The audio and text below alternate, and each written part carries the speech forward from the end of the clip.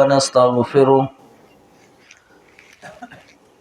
ونعوذ بالله من شرور أنفسنا ومن سيئات أعمالنا من يهده الله فلا مضل له ومن يضلله فلا هادي له ونشهد أن لا إله إلا الله وحده لا شريك له ونشهد أن محمدا عبده ورسوله الذي أرسله بالحق بشيرا ونذيرا وداعيا إلى الله بإذنه وسراجا منيرا أما بعد فإن خير الحديث كتاب الله وخير الهدي هدي محمد صلى الله عليه وسلم وشر الأمور محدثاتها وكل محدثة بدعة وكل بدعة ضلالة وكل ضلالة في النار. أعوذ بالله السميع العليم من الشيطان الرجيم. بسم الله الرحمن الرحيم. وإذ ابتلى إبراهيم ربه بكلمات فأتمهن قال إني جاعلك للناس إماما.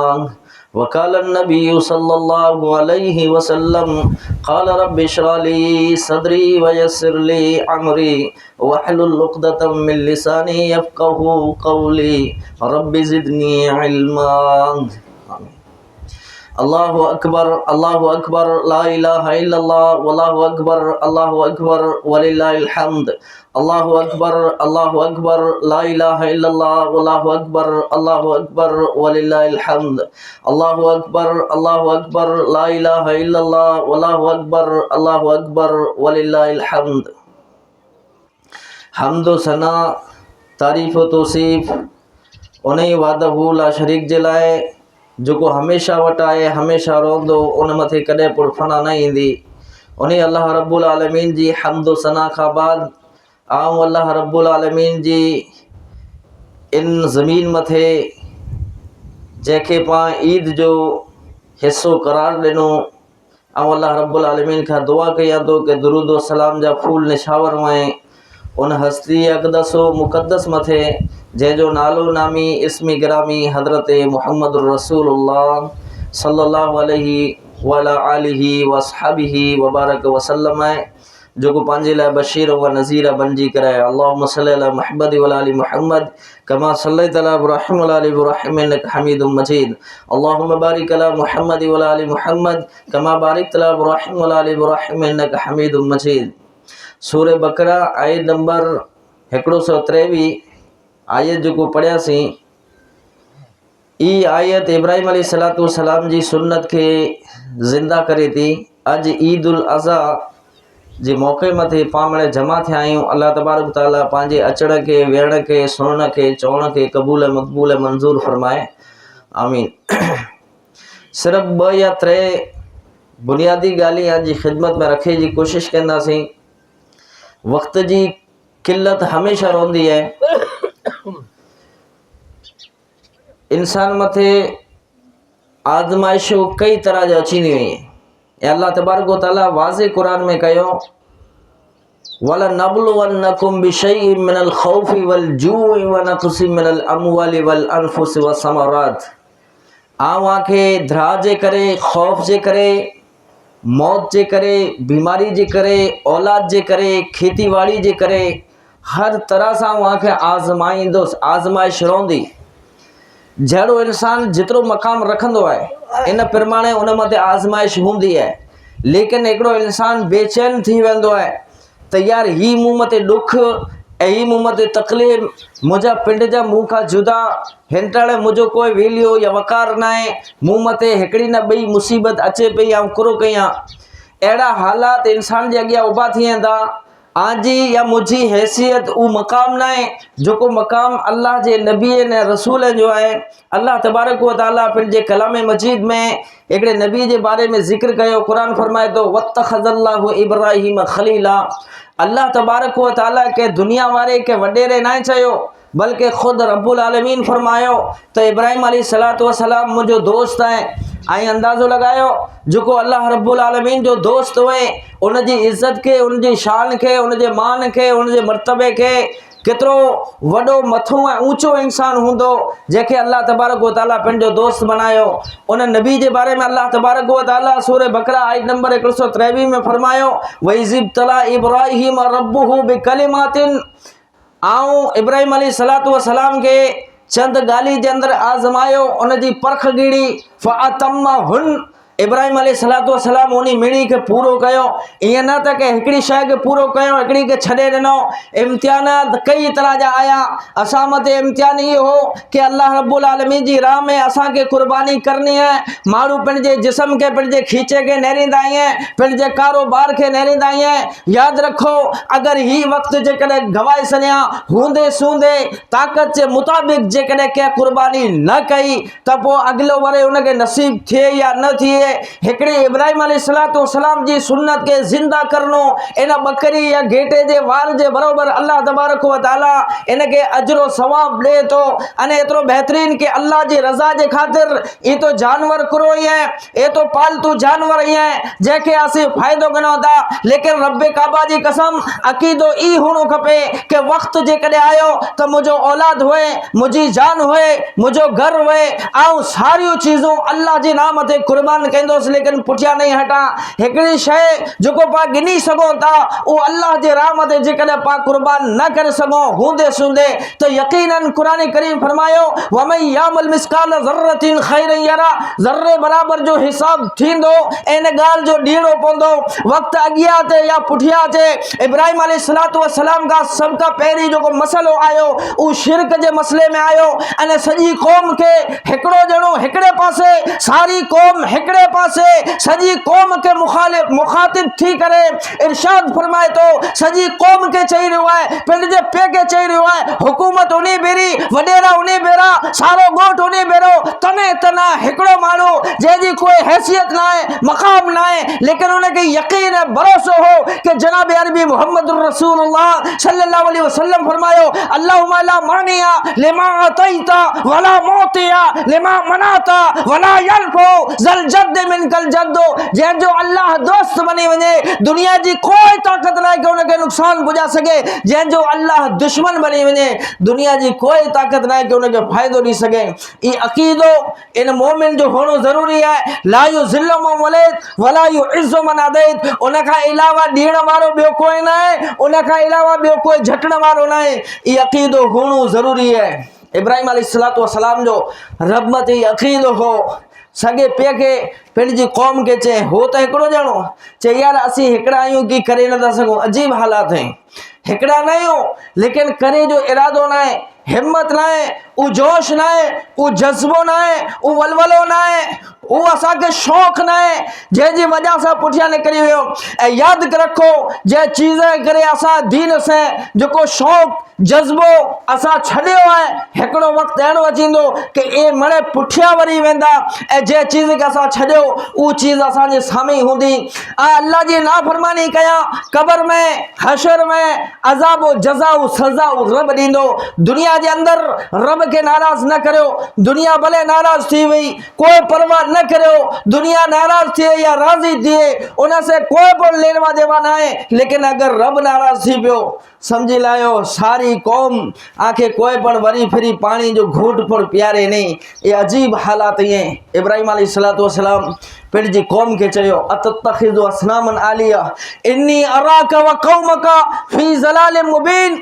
ऐ अब्बा तूने तो जी कौम खुली हुई गुमराही मते है, अक्ल ही चाहे तो जे सारी कायनात के बनायो उन जगह झुक, तू तो जे हथे से बनाई पियो उन जगह झुके वेठो ही, यकीनन खुली हुई गुमराही। ई चवणो उन वक्त में जिन वक्त में हुकूमत उन्हीं जी अजाई हालात नेरो था, हालात जेकॾहिं आई है कम से कम इन्हें जे लिस्ट प्रमाणे 3 करोड़ या 5 करोड़ मुसलमान ही हैं, लेकिन असांजे हिसाब से 60 करोड़ का वधारे हिंदुस्तान में मुसलमान ही हैं। अजाई नेरो कुर्बानी जी पाबंदी, नमाज जी पाबंदी, जुमे जी पाबंदी, कोई हैसियत ना है, कोई मकाम ना है, हर तरह से उन्हीं के जुल्म जो निशानो बनायो वने तो उन्हें मते तशद्दुद कयो वञे तो उन्हीं मथे ज़ुल्म जा पार तोड़िया वञा था। कुलाए वजह ये जाए जॾहिं इंसान अल्लाह के छॾींदो आहे तॾहिं वारिज़न ज़िक्री फ़इन्न लहू मईशतन ज़नका वनाशुरुहुम यौमल क़यामत आमा। तॾहिं रब्बुल आलमीन पूरो उनखे छॾा ॾींदो। अने जॾहिं रब छॾे ॾे तॾहिं कोई बि बचाए वारो न आहे। अॼु एतिरा 60 करोड़ जी तादाद में हिकिड़ी मस्जिद खे नथा बचा सघे। वॾा वॾा दावा करे वारा, वॾा वॾा मौलवी पंहिंजे डर में छुपी रहिया, वॾा वॾा सियासतदान मौत जी वजह सां, खौफ जी वजह सां घबराइजी विया। हज़रत ख़ुबैब खे सूली मथे चाढ़ियो, चे ख़ुबैब असीं तोखे ई नथा चओ कि तूं काफ़िर बनी वञ, बल्कि तुंहिंजी ज़बान से ख़ाली एतिरो चओ जंहिं जॻह मथे मूंखे फांसी ॾिए था इन जॻह मथे मुंहिंजो नबी हज़रत मुहम्मद रसूलुल्लाह सल्लल्लाहु अलैहि वसल्लम हुए, असीं तोखे छोड़े सघंदासीं। ख़ाली एतिरो चओ असीं छोड़े सघंदासीं। हज़रत ख़ुबैब चयो ई तो हिकिड़ी जान है, अगर हज़ारों जानी हुए मुस्तफ़ा मते कुर्बान कर सरिया, लेकिन अल्फाज न चए सूली दी सरियो।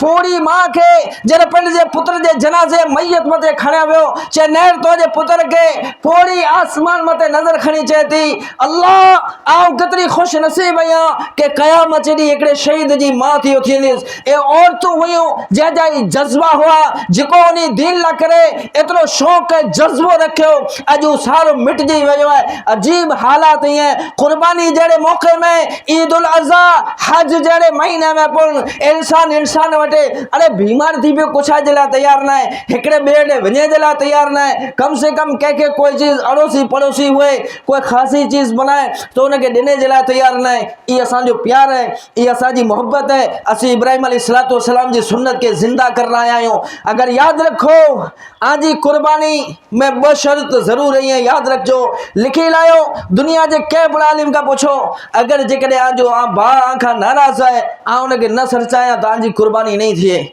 याद रखो कुर्बानी नहीं थिए। सही हदीस है, अल्लाह के नबी सल्लल्लाहु अलैहि वसल्लम फरमायो मुंह सुए तोहमत तुझे बा नाराज़ है, चे हा जे कुर्बानी पो कजा, पहिरीं उनके राज़ी कर। ॿियो नंबर बेनमाज़ी जी कुर्बानी, बेनमाज़ी जी कुर्बानी थिए नदी। याद रखो अल्लाह के फरीज़े के तोड़े करे जेकॾहिं केर कुर्बानी करे, कुर्बानी गोश्त आई खाई सघो था, लेकिन अल्लाह तबारक व तआला वॾा वॾा मुहद्दिसीन, वॾा वॾा उलमा इकराम इन ॻाल्हि जी तरफ़ मुत्तफ़िक़ कई है तो उन्हीं जो कोई बि इस्लाम में हिस्सो ना है। लेकिन याद रखो असी मोमिन मुसलमान थी करे दुनिया के हर कम की फुर्सत मिले थी, लेकिन मस्जिद जी नथी मिले, मदारिस जी नथी मिले, कोई चीज़ आहे या न, कंहिंखे पई है ना, के माण्हूअ की परवाह ना है। कम से कम असांजे घर में हिकिड़ी चीज़ ऊछी वे तो असीं बेचैन थी वञूं था कि मेहमान अचींदा, ईद जो वक़्तु है। कॾहिं असां पण सोचियो कि अल्लाह जे घर में हज़रत मोहम्मद रसूलुल्लाह सल्लल्लाहु अलैहि वसल्लम जे घर में निंढड़ी निंढड़ी चीज़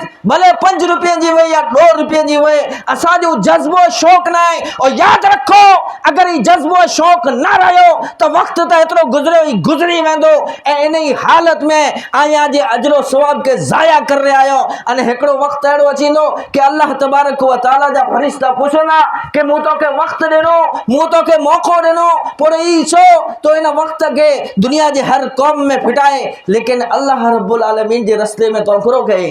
अन उम्र के बारे में पर सवाल थी मेरे भाइयों, तो गाल की इब्राहिम अलैहिस्सलाम हिकिड़ो ॼणो हो जॾहिं पंहिंजी कौम के चए तो सगो पे चए तो इब्राहिम तोखे घर छॾणो पवंदो। इब्राहिम ई न चयो तो कौम है मूंखे मारे विझंदा, पीउ है मूंखे घर मां कढी छॾंदो। इब्राहिम अलैहिस्सलाम सगे पीउ खे अल्लाह जी तौहीद जे खातिर रब ला करे अल्लाह के राज़ी कर ला पंहिंजे घर के छॾियो, पंहिंजी कौम के छॾियो, चे अहिड़ी मूंखे कोई ज़रूरत ना है जिते आऊं अल्लाह जी नाफरमानी नथो कर सघां। एतिरे हिकिड़े शाइर चयो चे अगर आज भी हो इब्राहिम सा ईमान पैदा आग कर सकती है अंदाज़े गुलिश्ता पैदा। अगर इब्राहिम जहिड़ो ईमान पैदा हुए तो हिंदुस्तान के अंदर कोई चीज़ असांखे तकलीफ़ नथी ॾी सघे। दुनिया में तकलीफ़ तॾहिं थींदी है जॾहिं इंसान इन चीज़ के भुली वेंदो है। बे नंबर जो इम्तिहान इब्राहिम अलैहिस्सलाम दे थियो पुत्र के बारे में। कोई बकरी ना है, कोई घेटो है, रिंड ना है, बल्कि सगो पुत्र है। ओ पुत्र जो 85 वरे का पुठिया दुआ गुरंदे गुरंदे रब्बी हबली मिनस सालिहीन, ए मरकर जो दुआ घुरदे घुरदे उनके 85 वरे का पुठिया मिलो। लेकिन अड़ी हालत में इब्राहिम अलैहिस्सलाम के इशारो दिए तो कि आज पुत्र के प्यारी में प्यारी शय वे चाहे तो अल्लाह हिन सर ज़मीन मथे इस्माइल का सेवा मुखे बई को चीज प्यारी ना है। एकड़ो इंसान डोर में नेरींदो है पो वरी फतवा पुछंदा है, लूलो हुए, लंगड़ो हुए, थकल हुए, ऐबदार हुए, सिंग टुटल हुए, लेकिन हर वरे मसला पुछंदा है तो मौलवी साहब किए याद रखो वो चीज जो आंखे पसंद हुए आई अकल से फायदो न तो कर सको ही चीज मुझे पसंद आई या ना आंखे पसंद हुए वो चीज आई अल्लाह रब्बुल आलमीन जी राह में कुर्बानी कयो।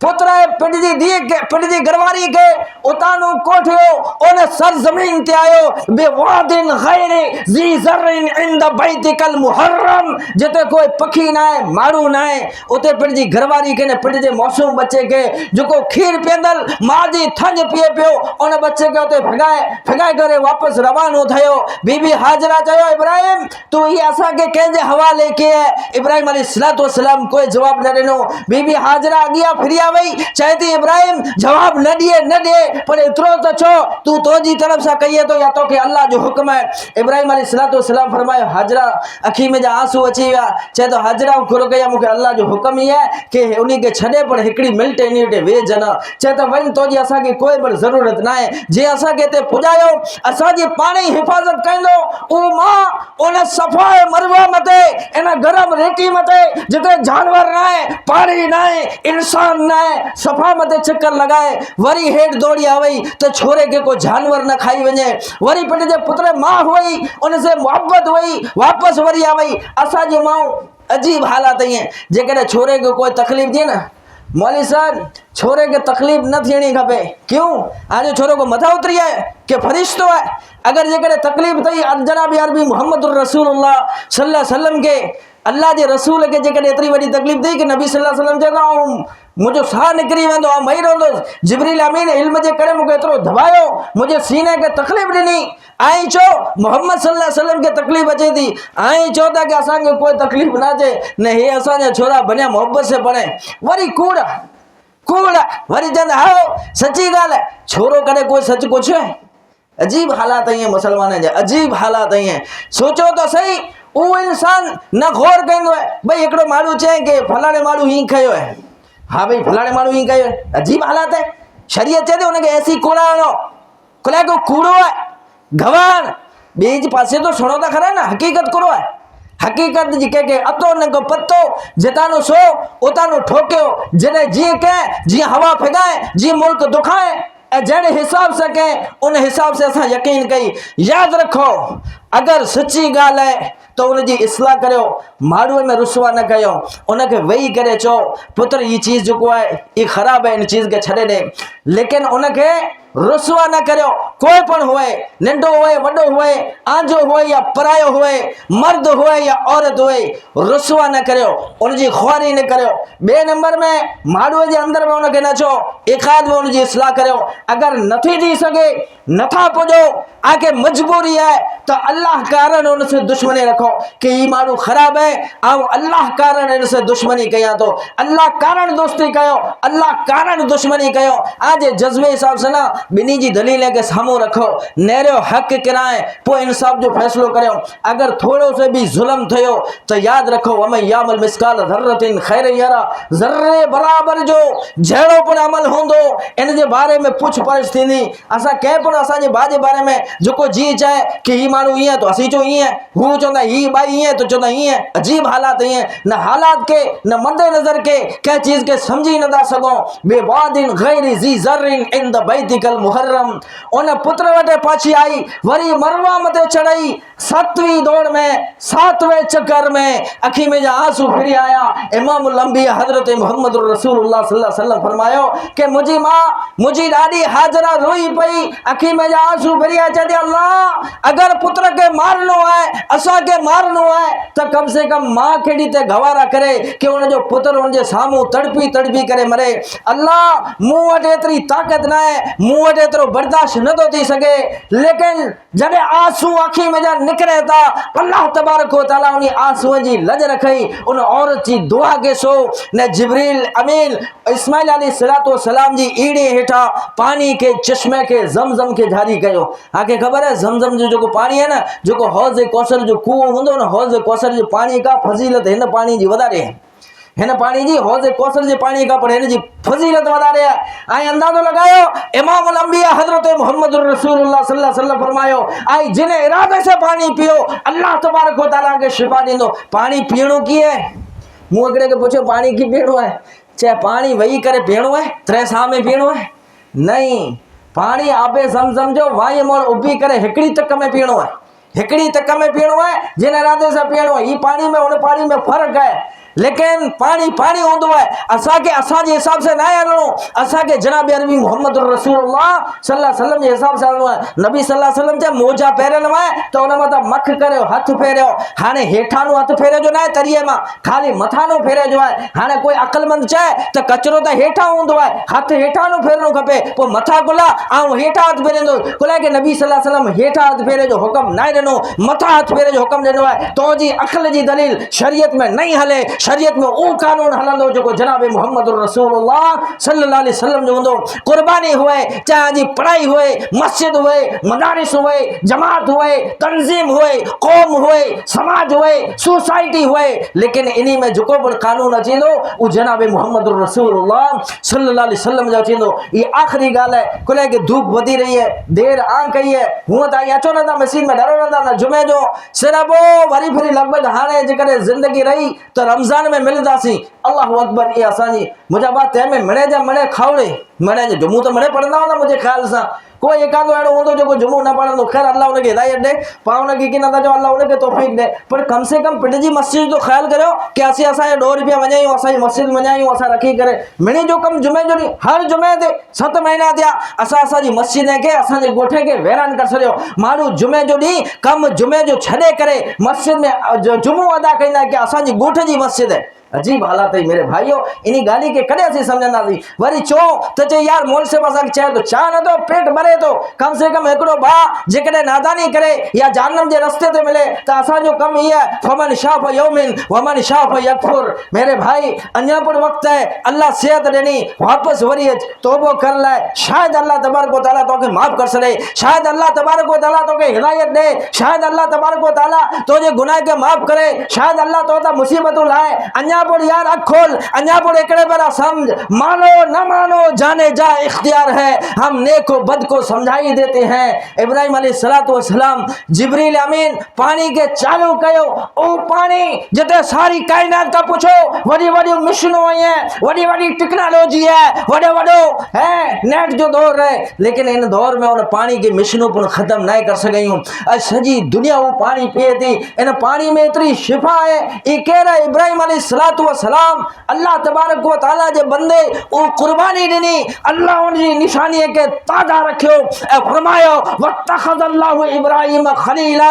इब्राहिम अलैहिस्सलातु वस्सलाम जी सुन्नत का अदा नहीं करियो, आज हज मुकम्मल नहीं थी सके। ही अल्लाह जो अहिड़ो बंदो, अल्लाह जो अहिड़ो दोस्त हो जंहिं मथे कई तरह जो आज़माइशूं आयूं, उन ही न नेरियो त ढोर डगो है, बल्कि पिंड जो पुत्र पुर अल्लाह जी राह में कुर्बान कर छॾियो त कम से कम असीं असांजे औलाद खे, असांजी खीचे खे, असांजी माल खे, असांजे टाइम खे असीं अल्लाह जी राह में ख़र्च कयूं।